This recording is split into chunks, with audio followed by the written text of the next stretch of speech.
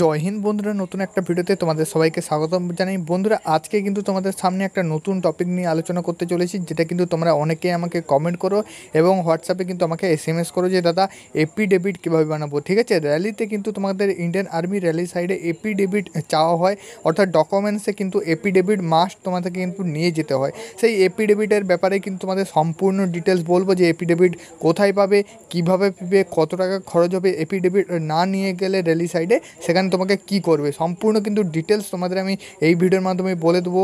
অবশ্যই আমাদের ইউটিউব চ্যানেলে যদি নতুন হয়ে থেকে সাবস্ক্রাইব করবে এইরকম আপডেট কিন্তু সবার প্রথমে পাওয়ার জন্য। তো আজকের ভিডিওটি শুরু করছি। প্রথমে কিন্তু তুমি চলে আসবে ইন্ডিয়ান আর্মির যে অফিসিয়াল ওয়েবসাইট joinindianarmy.nic.in, এখানে কিন্তু তুমি চলে আসবে। এখানে চলে আসার পরে এখানে কিন্তু তোমাদের JCOOR এবং অগ্নিবীর অ্যাপ্লাই লগ ইন, এখানে কিন্তু তোমাদের একটা অপশান আছে যেটা কিন্তু তোমাদের আইডি লগ ইনের অপশান। তো এখানে কিন্তু ক্লিক করবে। ক্লিক করার পর তোমাদের যে প্রোফাইল, তো সেই প্রোফাইলের কিন্তু ইউজার নেম এবং পাসওয়ার্ড, যেটা কিন্তু তোমাদের ইমেল আইডি এবং পাসওয়ার্ড, তো ইমেল আইডি পাসওয়ার্ড এবং ক্যাপচার দিয়ে সরাসরি কিন্তু তোমার প্রোফাইলে চলে যাবে। কারণ বন্ধুরা, প্রোফাইল না খুললে এপিডেভিটের যে ফর্মেট, তো সেই ফর্মেট কিন্তু তুমি পাবে না। ঠিক আছে, তার জন্য অবশ্যই তোমাকে কিন্তু প্রথমে প্রোফাইল খুলে তোমাকে কিন্তু ফর্মেটটা নিতে হবে, তাহলে কিন্তু তোমাদের সেই ফর্মেট অনুযায়ী কিন্তু এপিডেভিটটা বানাতে কিন্তু ভালো হবে। তো অবশ্যই এখানে ইমেল আইডি পাসওয়ার্ড এবং ক্যাপচার দিয়ে তুমি কিন্তু লগ ইন করবে। বন্ধুরা, অন স্ক্রিন দেখতে পাচ্ছ একজন ভাইয়ের কিন্তু আমি এখানে ইমেল আইডি এবং পাসওয়ার্ড ইউজার নেম দিয়ে কিন্তু আমি এখানে লগ ইন করছি। তো তোমরাও তোমাদের কিন্তু ইউজার নেম অর্থাৎ ইমেল আইডি পাসওয়ার্ড এবং ক্যাপচার দিয়ে এখানে কিন্তু লগ ইন টু কনফার্মে ক্লিক করবে। লগ ইন টু কনফার্মে ক্লিক করলে কিন্তু তোমাদের যে আইডি, তো সেটা কিন্তু ওপেন হয়ে যাবে।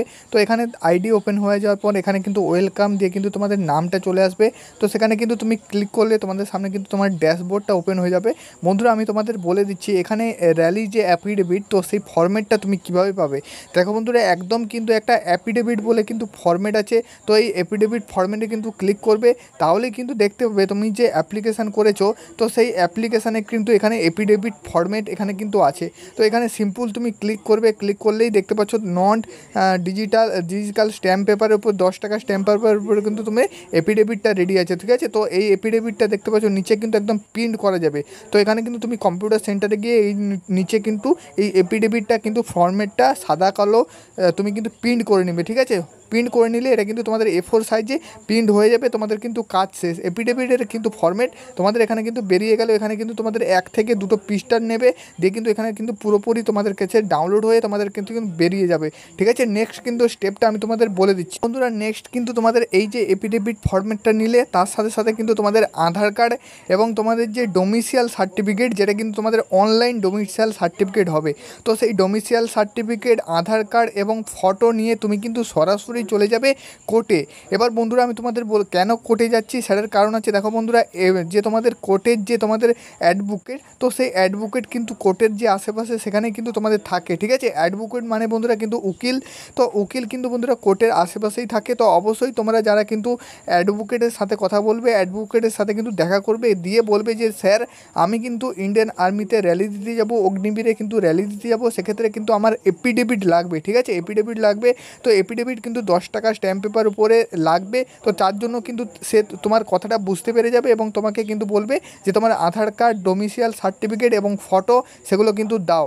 তো সেটা কিন্তু দিলে সাথে সাথে তোমাকে কিন্তু এরকম একটা 10 টাকা স্ট্যাম্প পেপারের উপর তোমার নাম, অ্যাড্রেস থেকে শুরু করে সমস্ত কিন্তু ডিটেলস ক্রাইটেরিয়া বানিয়ে এরকম কিন্তু এপিডেভিট একটা ফর্মেট বানিয়ে দেবে। ঠিক আছে, এইরকম কিন্তু এপিডেভিট একটা ফর্মেট বানিয়ে দেবে। এইটা কিন্তু তোমাদের র্যালি সাইডে লাগবে। এবং বন্ধুরা, আমি কিন্তু আরও বিস্তারিত তোমাদের বলে দিচ্ছি যে এই এপিডেভিট ফর্মেটটা তুমি কিন্তু যে কোনো অ্যাডভোকেটের কাছে তুমি কিন্তু পেয়ে যাবে। তোমার স্থানীয় অ্যাডভোকেট যেখানে আছে সেখানেই কিন্তু তুমি এপিডেভিটটা বানাতে পারবে। এবং বন্ধুরা, এটাই যে অ্যাফিডেভিটের মূল্য, এই যে 10 টাকা স্ট্যাম্প পেপার, এই কিন্তু 10 টাকা স্ট্যাম্প পেপারের মূল্য কিন্তু 50 টাকা। ঠিক আছে, 30 থেকে 50 টাকা এই 10 টাকা স্ট্যাম্প পেপারটার দাম।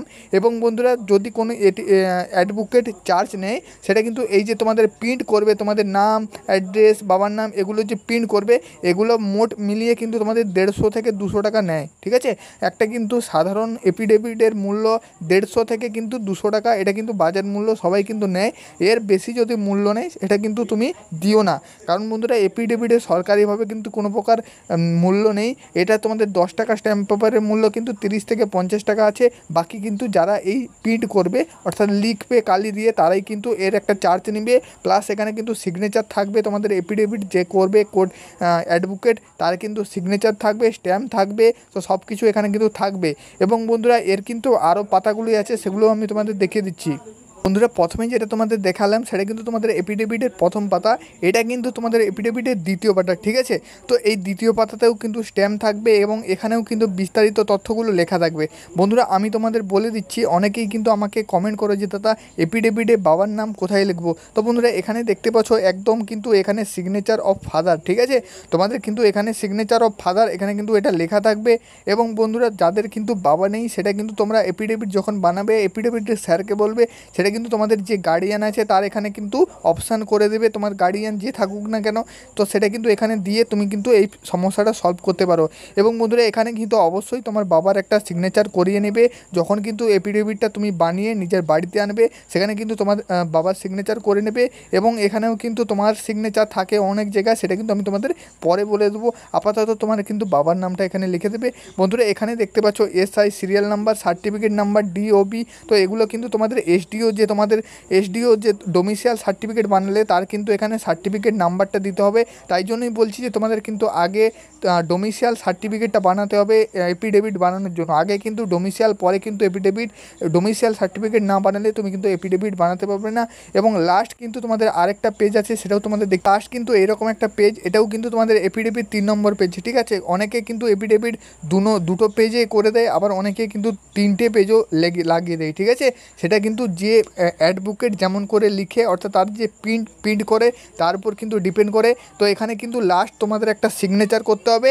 এবং এদিকে দেখতে পাচ্ছ তোমাদের যে এপিডেভিট করবে অ্যাডভোকেট, তার কিন্তু এদিকে একটা সিগনেচার করবে, ঠিক আছে।